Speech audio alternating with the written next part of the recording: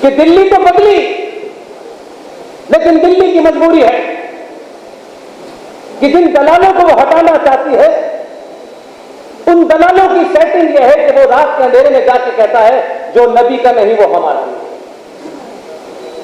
ये वो फिक्सर है, ये वो दलाल है जो कश्मीर को कश्यप ऋषि की धरती बनने से रोक रहे हैं। इसलिए उनका मुंह कभी इस बात के लिए नहीं खुला कि यहां एक बहुत बड़ा घोटाला, वोट लेने आएंगे, एमएलए बन जाएंगे, ये उनके मुंह से नहीं सुना मैंने कभी कि घोटाला हुआ। एक सरकार ने एक एजेंडे के तहत जम्मू कश्मीर की भूमि को एक पावर प्लांट लगाने के लिए कहा कि साहब हम रोशनी एक्ट लाएंगे। ये वो रोशनी लाने की बात कह रहे हैं जो 1400 साल पहले जिनकी बत्ती गुम हो गई, वो रोशनी लाने की बात कर रहे हैं। जिनके रोशनदान बंद है वो रोशनी की बात कर रहे हैं, लेकिन रोशनी नहीं लानी थी उन्हें इस कश्यप ऋषि की धरती की भूमि हड़पनी थी। हड़पी, वो समझदार है, उनको मालूम था कि ये तबर्रुक बट रहा है, इसमें तो इनको भी दे दो तो इनका मुंह बंद हो जाएगा हिंदुत्व के नाम पे। मुंह नहीं खोला, लेकिन मुझे खुशी है कि मैं जम्मू कश्मीर के जम्मू में बोल रहा हूं, जम्मू में बोल रहा हूं। कोई ये नहीं कहेगा दिल्ली में कह के भाग जाते हैं। हम जब तक शेर की मान के मुंह में नहीं जाएंगे कोई रोक, इससे यारो ठंडा नहीं लगेगा। हमने दिल्ली में भाषण दिया, चले गए, अखनूर आए हैं अपनी बात कहने के लिए। इसलिए एक रोशनी एक्ट बना, उस रोशनी एक्ट पे बड़े बड़े राष्ट्रवादी चुप, ठेकेदार चुप, क्योंकि कुछ हमारी चवन्नी की साठ गांठ हो गई है, लेकिन राष्ट्र बिक जाए, हमें तो प्लॉट मिल गए हो, हमें तो इससे मतलब है। मैं खुशी, और मैं कभी किसी की तारीफ करने में मैं कंजूस आदमी नहीं हूं। अपने अलावा दुनिया की मैं तारीफ जरूर करता हूं, और जो बहादुर है उसका सरनेम क्या है ये मेरे एजेंडे का हिस्सा नहीं है। वो कहीं भी हो, पूरी शिद्दत के साथ तत्व को उसकी तारीफ करता हूं। इसलिए मुझे खुशी है कि आपके जम्मू कश्मीर में एक बहादुर पैदा हुआ। यूं तो दलाली के बहुत से रास्ते उसके पास भी खुले हुए, 4 प्लॉट उसे भी मिल सकते थे।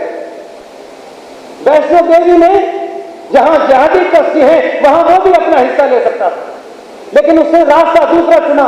इसलिए मैं हर मन से खड़े होकर उसकी तारीफ करता हूं। जिस आदमी ने अपने निजी स्वार्थ से ऊपर उठ करके जम्मू कश्मीर क्या है, जम्मू कश्मीर कोई भूगोलिक टुकड़ा नहीं है, उस जम्मू कश्मीर में दलालों ने जिहादियों से मिलकर के रोशनी एक्ट में बहुत सारी जमीन अपने नाम लिखवा ली थी। उस अंकुर शर्मा ने रोशनी एक्ट को आपके यहां की हाई कोर्ट में चैलेंज किया। इस आदमी का दूर दूर तक कोई रिश्तेदार भी ऐसा नहीं है कि इनकी कोई मदद करता। तथ्यों और तर्कों की बात देखिए कि अंकुर शर्मा डिगा नहीं, इस उम्र में थोड़ा आदमी कमजोर होता है, तब भी इन्होंने रोशनी एक्ट के खिलाफ आवाज उठाई और आपके हाई कोर्ट से उस पर जीत हासिल की। ये पूरे देश में ऐसे ही लोग दीवाने नहीं हो रहे हैं। एक लंबे समय के बाद उस घुटन से भारत बाहर निकल रहा है। दिल्ली निकल गई, लेकिन जम्मू अभी भी उन दलालों के कब्जे में है। इसलिए ये सवाल जो मंदिरों में बैठने वाले पुजारियों को पूछना चाहिए था, महंतों संतों को पूछना चाहिए था, इसके लिए कहीं धरना प्रदर्शन होना चाहिए था। जिन्होंने अपना परिवार छोड़ दिया, घर छोड़ दिया, न मां बहन भाई किसी की चिंता नहीं है। जब आपको संसार की कोई चीज नहीं चाहिए थी, तो कम से कम आपकी भी गिनती इस देश के अंदर 5-6 करोड़ है। एक कॉल देते कि हम आज इसलिए दिल्ली के बोर्ड क्लब पे 500 सनातनी संत बैठेंगे कि जब तक ये काम नहीं हो जाता हम यहां से नहीं हटेंगे। आपको किसने रोका था? लेकिन आप नहीं लड़ना चाहते क्योंकि आपको कहीं मटकी जमीन मिल जाए, इस सरकार से कुछ छूट मिल जाए, सब कुछ त्यागने के बाद भी भिखारी हैं। इसलिए आज भारत के मंदिरों से यदि कोई आपको बताएगा, क्योंकि आपके पास दुनिया का ज्ञान है, लेकिन जिन चीजों से आपका, आपके आने वाले जनरेशनों का, संतानों का एक नया भारत बनाने की शक्ति होगी, उससे आप बोलना नहीं चाहते, चुप बैठे हैं। 370 370 370 कितने साल शर्त लगाई थी आपने? क्यों चुप रहे? 35 के ऊपर क्यों नहीं बोले थे आप? क्यों ये सवाल नहीं खड़ा किया था कि जम्मू कश्मीर भारत में एकमात्र राज्य था जिसको नागरिकता देने का अधिकार दे दिया गया था 1954 में? क्यों नहीं सवाल उठाया आपने कि कैसे भारत के राष्ट्रपति के एक आदेश को संविधान में जोड़ दिया गया, जो कि आदेश आपके बिना पार्लियामेंट में डिस्कस नहीं हुआ? हमें क्या मतलब है, हमारी दुकान चलने दो बस। इससे मंदिरों पे जो पैसा आपका दान का चढ़ता है, जो आप अपने आराध्य को पैसा देते हैं, जिसमें आपकी भावनाएं निहित होती हैं, आपने पूछा नहीं पलट के, मेरा पैसा मैं अपने भगवान के मंदिर पे चढ़ाता हूं, ये गणेश जी का सोने का मुकुट, ये करोड़ों रुपया जो आप चढ़ाते हैं, कभी रुक के तो पूछते मेरे भाई ये पैसा जाता कहां है? पंडितों ने अपने स्वार्थ के लिए नहीं बताया, क्योंकि पैसे के चढ़ावों को लेकर के मार काट आप में मची, किसी और में नहीं मची। इसलिए आज मंदिरों पे चढ़ने वाले पैसे से मां वैष्णो देवी, हजारों लोग आते हैं दुनिया के, 520 करोड़ रुपया सालाना सरकार लेती है, ये पूछा नहीं। देवस्थानम बोर्ड तिरुपति 1300 करोड़ रुपया सरकार लेके जाती है।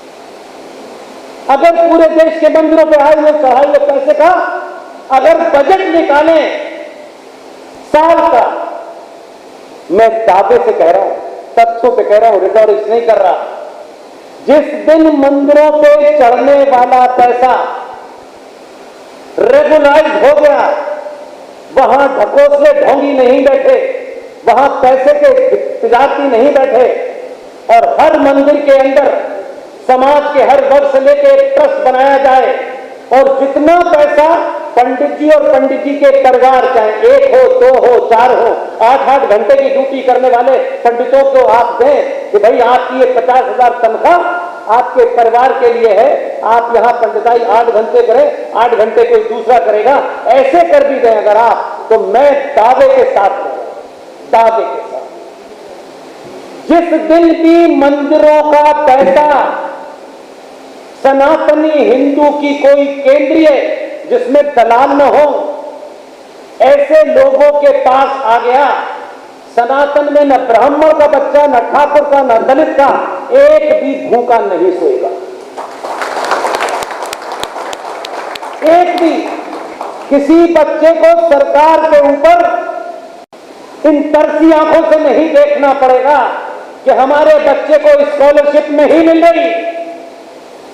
पैरेलल व्यवस्था खड़ी कर सकते हैं आप, लेकिन इन मुद्दों के लिए नहीं लड़ना है, इन मुद्दों पे चिंता नहीं करनी है, और तथ्यों के साथ रखिए, ये भावनात्मक मुद्दा नहीं है। भारत 76 में लिखित में सेकुलर हुआ, लिखा गया 42nd अमेंडमेंट के माध्यम से भारत के संविधान के प्रेम्बल में लिखा गया कि भारत सेकुलर और सोशलिस्ट है। हमने मान लिया थोड़ी देर के लिए कि सेकुलर है, लेकिन हम देखिए छोटी छोटी बात पे गिरे करने वाले लोग, उतर करने वाले लोग, मीन में निकालने वाले लोग, हम कैसे ये तो कायरता की चादर इतनी मोटी है या लालच हमारे अंदर इतना पस गया है कि हम जो चीज हमारे पास है, जिसको हम बदल सकते हैं, उसको नहीं कोई पाठ पढ़ाएगा। सरकार कानून क्यों नहीं बना रही जनसंख्या का? सरकार वो कानून क्यों नहीं बना रही? सरकार को सरकार का काम करने दीजिए। जो आपकी भूमिका है वो आपने नहीं की। इसलिए मंदिरों से जो पैसा चढ़ता है वो आपके पास आए, आपके समाज के जो भी लोग उसे मैनेज करना चाहें वो करें, लेकिन आप उंगली उठा के पूरे देश में देख लीजिएगा, एक भी ठेकेदार हिंदुओं का एक भी, बड़े बड़े आते हैं 5-5 घंटे के प्रवचन, बड़े बड़े प्रवचन, इतने प्रवचन देते हैं लगता है भगवान जाने, क्योंकि कोई काम धाम तो है नहीं, और अपनों को ही झूठा प्रवचन दे रहे हैं। मर्द हो तो दुश्मन को प्रवचन देके दिखाओ, नहीं दे। ये उनको नहीं बताते हैं कि भाई तुम्हारे मंदिरों का पैसा भी सरकार ले लेती है, और भारत के अंदर मस्जिद हो, मजार हो, गुरुद्वारा हो, चर्च हो, उस पे चढ़ने वाले पैसे से सरकार टच भी नहीं करती, और आपके मंदिरों का अधिग्रहण भी सरकार के पास है। अब डिस्ट्रिक्ट मजिस्ट्रेट फजलुर रहमान है, वो मंदिर का चेयरमैन है। आप कितने दीनहीन हैं यार। आपके मंदिर का अधिग्रहण हो गया, आपको पता ही नहीं है, लेकिन मंदिर में चवन्नी मिल रही तो पंडित ने कहा चवन्नी से काम चला। हम यहां चले थे, यहां आ गए। इसलिए आज हम दोनों के साथ अपनी तुलना कर रहे हैं। इससे जब उसने ये कहा कि जो नबी का नहीं वो हमारा नहीं, इसलिए गुस्सा है, जिसकी तरफ आरएसएस साहब ने इशारा किया, तो ये पागलपन कोई नया नहीं है। इस पागलपन का इलाज फ्रांस ने ढूंढ लिया है। आप फ्रांस से राफेल खरीद रहे हैं, राफेल से आपका देश की बाउंड्री सुरक्षित होगी, लेकिन राफेल से भारत राष्ट्र के अंदर जो करोड़ों लोग इस सभ्यता को छिन्न भिन्न करके एक गजवाए हिंद का झंडा लगाना चाहते हैं, वो राफेल से नहीं सुलझेगा। इसलिए हर सनातनी को राफेल बनना पड़ेगा, तभी ये देश बचेगा। अगर ये रेडिकल है तो ये सॉफ्ट क्या है? इस सॉफ्ट में क्या चीज नहीं है जो रेडिकल में है? आप खुद झूठ बोलते हैं, झूठ बोलते बोलते आपने इतना झूठ बोला है कि आप अपने शत्रु से भी उम्मीद करते हैं तुम भी झूठ बोलो। वो ईमानदार है, वो ईमानदारी से बता रहे, लेकिन आपके अंदर झूठ की घुट्टी इतनी चली गई है कि आप नहीं, आपने कहा नहीं भाई साहब, ना हम सच बोलेंगे ना तुम्हें बोलने देंगे। इसलिए आप बार बार एक ही चीज कहते हैं कि साहब ये जो प्लेसेस ऑफ वर्शिप एक्ट है 1991 का, आप थे नहीं क्या संसद में? क्या गिनती नहीं थी आपकी? गिनती थी, लेकिन आपको लगा हमको क्या लेना देना है। हमारा तो वोट पिछले 70 सालों में इस बात पे पड़ता था मेरे यादव कितने हैं, मेरे तो बनिए कितने हैं, मेरे ब्राह्मण कितने हैं, मेरे दलित कितने हैं। आप तो इस बात से आगे बढ़े तो मुझे जीएसटी में छूट कितनी मिलेगी, इनकम टैक्स में कितनी मिलेगी। आप इससे ज्यादा कभी होके आपने इस भारत राष्ट्र की सरकार नहीं चुनी, लेकिन वो पिछले 70 साल से अपने एजेंडे पे काम कर रहे थे, जो 1400 साल पहले अरब मक्का से शुरू हुआ और ईरान से लेकर सीरिया से लेकर के वहां से बढ़ते बढ़ते वो अब आपके अंदर आ गया है। इसलिए 1947 में अगर कोई ईमानदार लीडर था जिसने खुल्लम खुल्ला ये बात कही, उस आदमी की बात आपने इसलिए नहीं मानी क्योंकि आपको चाटुकार पसंद थे, इससे लंगोटी वाले को पिता मान लिया है आपने। एक साहब है, फूल लगाते हैं, बताया जाता है कि जम्मू कश्मीर के थे, बताया जाता है कि वो कश्मीरी, मुझे नहीं पता। वो क्या थे, कहां थे, मुझे नहीं पता, लेकिन एक बात वो सार्वजनिक मंचों से बार बार कहते थे कि मैं कल्चरली मुसलमान हूं, इंटेलेक्चुअली अंग्रेज हूं, लेकिन बाय एक्सीडेंट हिंदू हूं। आपने किसी ने पूछा कि कश्मीर में एक्सीडेंट कहां हुआ था? कोई कहां हुआ था जहां से नेहरू पैदा हुए थे? वो एक्सीडेंट की जगह तो बताइए यार, कहां है? हम भी तो जाने कि जो आदमी 19 साल तक प्रधानमंत्री रहा, उसके एक्सीडेंट की जगह कहां है? हमने पूछा और हमने ढोल लगाया। इसीलिए आपको वैसे ही नेता मिले। इसलिए कश्मीर के लोगों की जिम्मेदारी ज्यादा है, इसलिए यह गलती मत कीजिएगा। अभी दिल्ली है मजबूत, अगर यहां दलालों को चौराहे चौराहे एक्सपोज करना पड़े तो एक्सपोज करिए, और अपने बीच में से किसकी हैसियत क्या है, किसकी जाति क्या है, वो डोगरा है, वो सिख है, वो ब्राह्मण है, वो ठाकुर है, बहादुर को चुनिए और इतना बहादुर के पीछे ताकत बना दीजिए कि वो बहादुर के कभी पैर ना डगमगाए। इसलिए कश्मीर अगर यहां बदलाव नहीं हुआ तो फिर उस बदलाव का कोई मतलब नहीं है, क्योंकि दिल्ली सुरक्षित जभी तक है जब तक कश्मीर में जम्मू का गज़वाए हिंद का रास्ता बंद नहीं होता। इसलिए आप ये मान के चलिए कि आपकी भूमिका ज्यादा है। ये दोस्ती, ये खाना, ये पीना, ये तमाम सब कुछ रह जाएगा, कोई याद करने वाला नहीं है। आज 200 साल के बाद हम गुलाब सिंह साहब के राज तिलक की याद कर रहे हैं, हम राजा रणजीत सिंह को आज याद कर रहे हैं, उनकी बड़ी बड़ी मूर्तियां लगी हुई हैं, हम सावरकर को याद करते हैं, हम परशुराम को याद करते हैं। हम बहुतों को क्यों नहीं याद करते? इसलिए कि हमें आज उनके अंदर पुरुषार्थ नजर आता है।